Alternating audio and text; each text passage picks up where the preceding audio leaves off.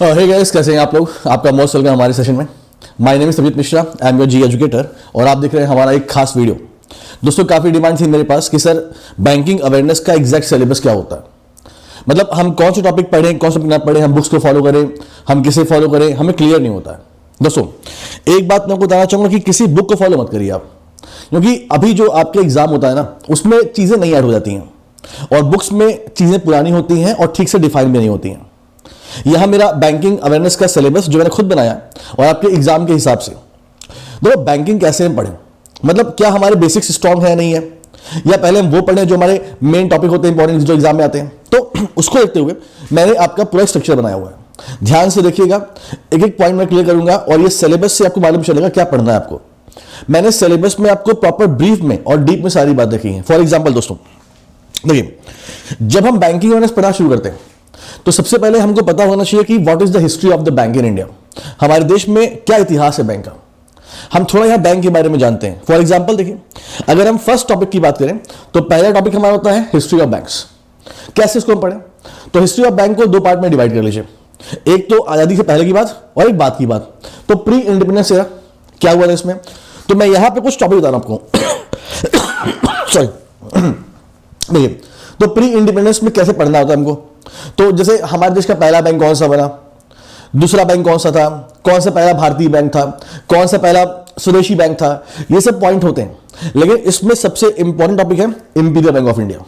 Imperial bank 1921 में बना था। इससे एग्जाम में बड़े क्वेश्चन बनते हैं, कैसे ये बैंक बना, ठीक।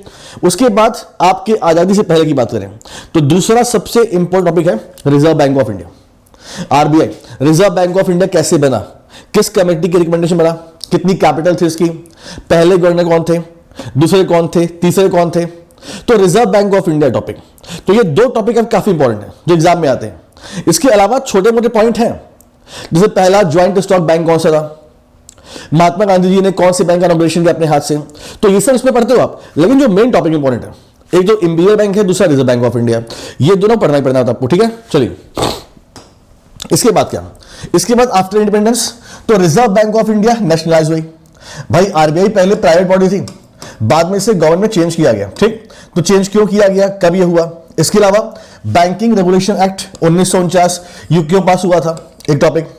उसके बाद स्टेट बैंक ऑफ इंडिया क्यों बना, उसके बाद स्टेट बैंक ऑफ इंडिया के जो एसोसिएट बैंक थे वो क्यों बने, क्या से रीजन थे, कितने बैंक थे, हमारे देश में बैंकों का पहला नेशनलाइजेशन क्यों हुआ, ठीक, कब हुआ, क्यों हुआ।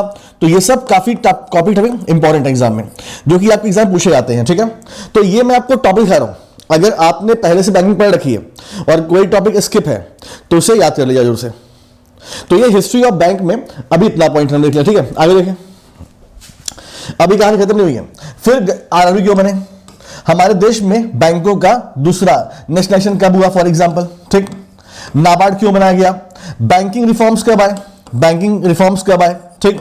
उसके बाद रिजर्व बैंक ऑफ इंडिया ने सबसे लास्ट टाइम पर न्यू बैंक लाइसेंस कौन से बांटे, तो यहां बंधन बैंक था और आईडीएफसी बैंक था, मालूम है आपको। उसके बाद merger of state bank of India क्यों हुआ, उसके बाद मर्जर ऑफ बैंक्स क्यों हुए, मतलब पूरा टॉपिक है। यानी हिस्ट्री ऑफ बैंक में हम इतना कुछ पढ़ते हैं, इतना कुछ पढ़ना है आपको। तो यहां पे आपका टॉपिक 1 कंप्लीट होता है, हिस्ट्री ऑफ बैंक। चलो, ये हमारा हो गया। इसके बाद हम क्या पढ़ें, कैसे पढ़ें, ताकि हमारे बेसिक्स क्लियर है। तो सेकंड चैप्टर दोस्तों यार, देखो दूसरे नंबर पे टॉपिक 2 स्ट्रक्चर ऑफ बैंक्स, यानी हमारे देश में बैंक कैसे होते हैं आप पहले ये जानिए।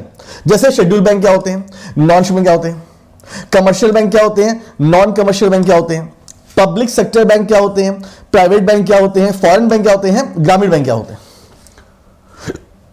देखो इतने बैंक। इसके बाद देखो लोकल एरिया बैंक क्या होते हैं। अक्सर लोग लोकल एरिया बैंक नहीं पढ़ते हैं, एग्जाम में आता है। लोकल एरिया बैंक क्या होते हैं, कोऑपरेटिव बैंक्स क्या होते हैं, स्मॉल बैंक एंड क्या होते हैं। ये गाइस आप ध्यान से देखो। तो स्ट्रक्चर ऑफ बैंक, इतने टाइप के कॉन्सेप्ट क्लियर होने चाहिए आपके। शेड्यूल बैंक क्या होता है, non schedule, commercial, non commercial. उसके बाद सरकारी बैंक, प्राइवेट बैंक, फॉरेन के बैंक, ग्रामीण बैंक। उसके बाद local area bank, cooperative bank, small and payment bank. ये आपका सेकंड चैप्टर है, टॉपिक है स्ट्रक्चर ऑफ बैंकिंग इंडिया। जब ये क्लियर होता है फिर हम आगे बढ़ते हैं, हमारा तीसरा chapter basics of banking.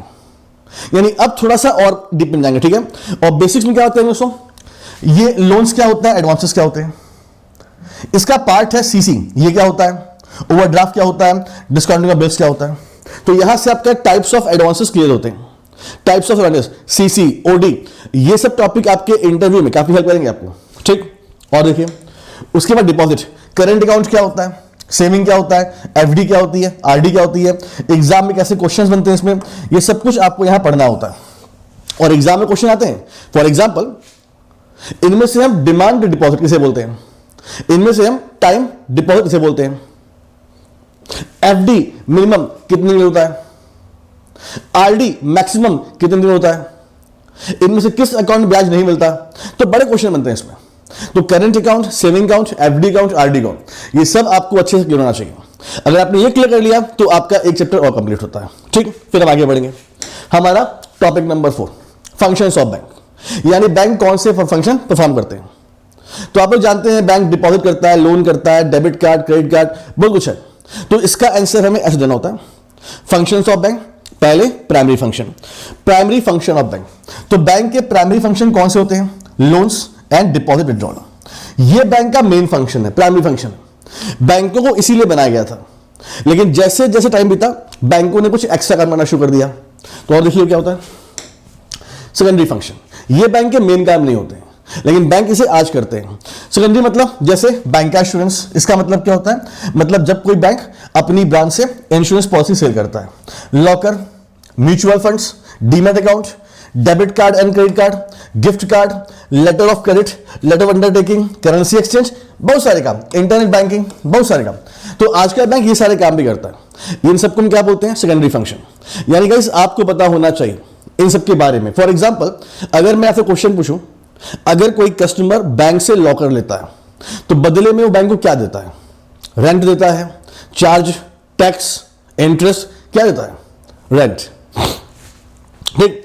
For example debit card में और क्रेडिट कार्ड में क्या डिफरेंस है, गिफ्ट कार्ड क्या होता है, एलओसी क्या होता है, एलओयू क्या होता है। नीरव मोदी वाला केस आया था तो एलओयू का नाम काफी सामने आया था, ये वाला। तो ये सब कुछ आपका फंक्शंस ऑफ बैंक में कवर किया जाता है। सब कुछ हम लोग डीप पे पढ़ते हैं, ठीक है। इसके बाद देखिए topic 5 topic 5 all India financial institution.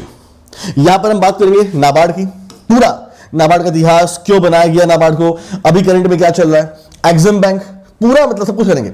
National housing bank, SIDBI, मुद्रा, ये सब पढ़ना था आपको। तो ये क्या है, ऑल इंडिया फाइनेंशियल इंस्टीट्यूशन जो पढ़ने होते हैं आपको, सबके बारे में अच्छे से इंफॉर्मेशन। एग्जाम में कई से भी क्वेश्चन बनता है। एक क्वेश्चन पूछा गया देखो, एक क्वेश्चन आया था एग्जाम में, रेसिडेक्स, ये किसका इंडेक्स है, मुझे याद नहीं आ रहा किस एग्जाम में क्वेश्चन बना था।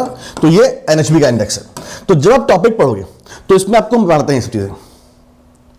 For example MSME pulse report, ये कौन निकालता है, ये कौन निकालता है, ये निकालता है सिडबी। तो इस तरह से हम प्रॉपर डीप पढ़ाते हैं। तो प्रॉपर डीप में पढ़ना है आपको, ठीक है। इसके बाद देखिए next topic, topic 6 reserve bank of India, RBI के बारे में सारी बातें। पहले हिस्ट्री ऑफ आरबीआई, आरबीआई कैसे बना, इनिशियल कैपिटल, पहले कहां पर इसका हेडक्वार्टर था, फिर चेंज कब हुआ, आरबीआई कब नेशनलाइज्ड हुआ, आरबीआई ने और कौन से देश के ऐसे गवर्नर काम, ऐसे रिजर्व बैंक काम किया है, आरबीआई के पहले गवर्नर कौन थे, सारा इतिहास पूरा, ठीक। उसके बाद स्ट्रक्चर, मतलब board of members. Reserve bank of India के बोर्ड ऑफ मेंबर्स में कौन कौन होते हैं, जैसे एक governor, 4 deputy governor, 2 members from the finance ministry, 10 members appointed by government of India, 4 directors local boards, subsidiaries जैसे BRB NMPL है ना, DICGC, REBIT, RBI इनोवेशन जो भी नया आया है ना। तो सब कुछ आपको पढ़ना है आपको, हाँ। तो यहाँ पे 5 तरह की सब्सिडी होती है आरबीआई के। फंक्शन आरबीआई के, bankers bank, government bank, lender of last resort, monetary policy बनाता है आरबीआई, करेंसी इशू करता है आरबीआई। तो फंक्शन पता होगा आपको, ठीक है। Institute, reserve bank of India के हमारे देश में कई सारे इंस्टीट्यूट हैं, कई सारे हैं, उसके बारे में। उसके अलावा रिजर्व बैंक ऑफ इंडिया के कितने रीजनल ऑफिस है, इसके अलावा रिजर्व बैंक ऑफ इंडिया कौन से सर्वर हैं, ये सब पढ़ने होते हैं आपको। हम डीप पे पढ़ाते हैं, प्रॉपर डीप पढ़ाते हैं सारी बातें, ठीक है। उसके बाद देखिए टॉपिक 7 मॉनेटरी पॉलिसी, काफी इंपॉर्टेंट टॉपिक। तो मॉनेटरी पॉलिसी में आपको पढ़ना होता है about the monetary policy committee, ये क्या है, कब बना, इसमें कितने मेंबर होते हैं, मॉनेटरी पॉलिसी का ऑब्जेक्टिव क्या होता है, डायरेक्ट में क्या क्या आते हैं, CRR, SLR, रीफाइनेंस फैसिलिटी, ठीक। इनडायरेक्ट में क्या आते हैं? Repo rate, indirect instrument, repo rate, bank rate, reverse repo rate, MSF, LAF, term repo, MSS and L, यहां लिख रहा हूं मैं, एलटीआरओ एंड टीएलटीआरओ। ये सब नए कॉन्सेप्ट है, नए कॉन्सेप्ट, टर्म रेपो, एमएसएस, ये सब नए कॉन्सेप्ट हैं। तो ये सब पढ़ेंगे नहीं पढ़े आपने, ध्यान से देख लीजिए आप लोग, ये सब भी आपके सिलेबस का ही पार्ट है। ठीक, आगे बढ़ते हैं, next point, topic 9, inflation. Inflation क्यों? बिकॉज मॉनेटरी पॉलिसी पढ़ने के बाद अगर हम इन्फ्लेशन पढ़ते हैं तो हमारे दोनों कॉन्सेप्ट और अच्छे हो जाते हैं। इन्फ्लेशन, मुद्रास्फीति, महंगाई। तो इन्फ्लेशन में क्या पढ़ना था हमको? जैसे फॉर एग्जांपल डेफिनेशन क्या इन्फ्लेशन की, इन्फ्लेशन कितने टाइप्स के होते हैं, डब्ल्यूपीआई क्या होता है, सीपीआई क्या होता है, डिसइन्फ्लेशन क्या होता है, रिफ्लेशन क्या होता है, फॉर एग्जांपल एगफ्लेशन क्या होता है, फॉर एग्जांपल बॉटलनेक नया है, बॉटलनेक इन्फ्लेशन होता है। तो कुछ नए टाइप का इन्फ्लेशन है, वो सब पढ़ने होता है आपको यहां पे। ठीक है, आगे बढ़ते guys, next point, digital banking. It is most important topic. तो यहां क्या पढ़ते हो? कोर बैंकिंग क्या होती है, सीबीएस क्या होता है, RTGS, NEFT, IMPS, UPI, Bhim, ये सब है क्या, इनमें क्या डिफरेंस है, प्रॉपर डीप में पूरी इंफॉर्मेशन। ठीक, types of code, IFSC, MICR, Swift, CVV code, IIN, issuer, identification number, last वाला है, ये सब कोड पढ़ने होते हैं आपको। ठीक, उसके बाद देखिए एनपीसीआई के बारे में, एनपीसीआई की प्रॉपर डेफिनेशन, एनपीसीआई के अंडर में कौन कौन सी कंपनी काम करती हैं। फॉर एग्जांपल एनबीबीएल एक एनपीसीआई इंटरनेशनल लिमिटेड कंपनी है, वो सब पता है आपको कुछ? तो एनपीसीआई के बारे में सारी बातें, एनपीसीआई के अंडर में कौन सी कंपनीज काम करती हैं। उसके बाद एनपीसीआई का प्रोडक्ट, जैसे Aadhaar enabled payment system, Aadhaar payment based system, RuPay card क्या है, भारत क्यूआर कोड क्या है, भारत बिल पेमेंट सिस्टम क्या है, एनएफएस क्या है। तो ये सब चीजें प्रॉपर डीप में पढ़ते हैं क्लास में, अच्छे से पढ़ते हैं। ठीक है, आगे देखिए, next topic, small bank and payment bank. ये टॉपिक अपने आप बहुत बड़ा है। अगर आप डिफरेंस पढ़ोगे ना कि what is the difference between small bank and payment bank, तो डिफरेंस से पूरा टॉपिक हो जाएगा, पूरा टॉपिक हो जाएगा आपका। लेकिन डिफरेंस काफी बड़ा है। जैसे for example small bank loan बांटते हैं, बैंक नहीं बांटते हैं। Small bank credit card issue करते हैं, ये नहीं करते हैं। Small bank FD RD receive करते हैं, ये नहीं करते। ऐसे करूंगा पूरा क्लियर हो जाएगा तुम्हारा। लेकिन ये बड़ा चैप्टर है, इसके लिए मैं 2 क्लास देता हूं, कम से कम 2 class, small bank, payment bank. ठीक, और देखिए नेक्स्ट टॉपिक, बैंकिंग टर्मिनोलॉजी। जैसे guys KYC is most important topic, non performing asset and recovery, integrated ombudsman scheme, ये नया है दोस्तों, पता है ना आपको? भाई हमारे देश में पहले 3 थे ombudsman, banking, NBFC and digital transaction, इनको इंटीग्रेट कर दिया गया। ठीक, priority sector lending, it is very most, मतलब ये काफी टॉपिक इंपॉर्टेंट है। पीएसएल, और केवल आप नहीं, मतलब यूपीएससी के लेवल तक भी क्वेश्चन यहां से बनते हैं। पीएसएल क्या है? ठीक है, आगे देखिए next point, topic 13, money market. अब आप लोग फाइनेंशियल मार्केट में एंटर कर रहे हो। मनी मार्केट में कॉल मनी क्या होती है, नोटिस मनी क्या होती है, टर्म मनी क्या होती है, रेपो रेट क्या होता है, बैंक रेट क्या होता है, एमएसएफ क्या होता है, सीडी क्या होती है, सीपी क्या होती है, ट्रेजरी बिल एंड सीएमबी। यहां तो मैंने हेडिंग दी है, क्लास में हम लोग और डीप में पढ़ते हैं। तो ये मोटे मोटे कुछ टॉपिक्स हैं, आपने पढ़ने के नहीं पढ़ने कभी। और जो नया बच्चा पहली बार, आपको ये पढ़ना है, अपना सिलेबस में लिख लो सारी चीजें, ये पढ़नी है आपको चीजें। ठीक है, आगे देखिए, नेगोशिएबल इंस्ट्रूमेंट एक्ट, ये काफी कॉम्प्लिकेटेड टॉपिक है। इसमें क्या बताता है, प्रॉमिसरी नोट क्या होता है, बिल ऑफ एक्सचेंज क्या होता है, चेक क्या होता है, और चेक के types, open cheque, cross cheque, stale cheque, mutilated, post dated, anti, इतने टाइप्स पढ़ने होते हैं आपको चेक।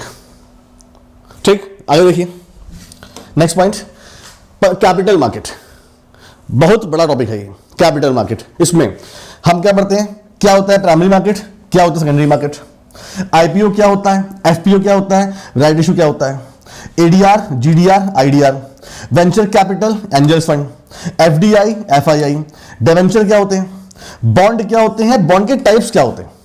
ये टाइप्स ऑफ बॉन्ड अपने आप में पूरा 1 घंटे का लेक्चर है पूरा। Types of bond, callable bond क्या होता है, पुटेबल बॉन्ड क्या होता है, जीरो कूपन बॉन्ड क्या होता है, बहुत बढ़िया टॉपिक है ये। ठीक है, आगे देखिए नेक्स्ट पॉइंट, उसी में आगे शेयर मार्केट इंडिसेस, भाई बीएससी क्या है, एनएससी क्या है, सेंसेक्स क्या है, निफ्टी क्या है, commodity market, mutual funds, derivatives, MIBID क्या है, मिबोर क्या है, एएसबीए, डीमैट अकाउंट, ये सब कुछ आपको पढ़ना होता है। इतना कुछ पढ़ना था कैपिटल मार्केट में। ठीक, आगे देखिए नेक्स्ट पॉइंट हमारा टॉपिक 6, नेशनल इनकम। अच्छा टॉपिक है, इकोनॉमिक्स से पूरी नेशनल इनकम क्या, इसकी डेफिनेशन होती है, इसका इतिहास क्या रहा है, मतलब भाई पहली बार हमारे देश में नेशनल इनकम किसने कैलकुलेट किया, पहली बार हमारे देश में साइंटिफिकली नेशनल इनकम से कैलकुलेट किया। मेथड क्या होते हैं, मेथड्स तो मालूम ना, 3 होते हैं मेथड, प्रोडक्शन, एक्सपेंडिचर, इनकम।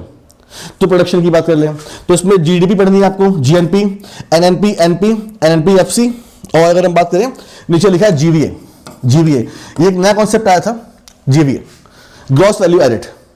तो जीडीपी क्या होता है, जीएनपी, एनएनपी, एमपी, एनएनपीएफसी, जीवीए, ये सब टॉपिक पता होने चाहिए आपको फॉर द नेशनल इनकम।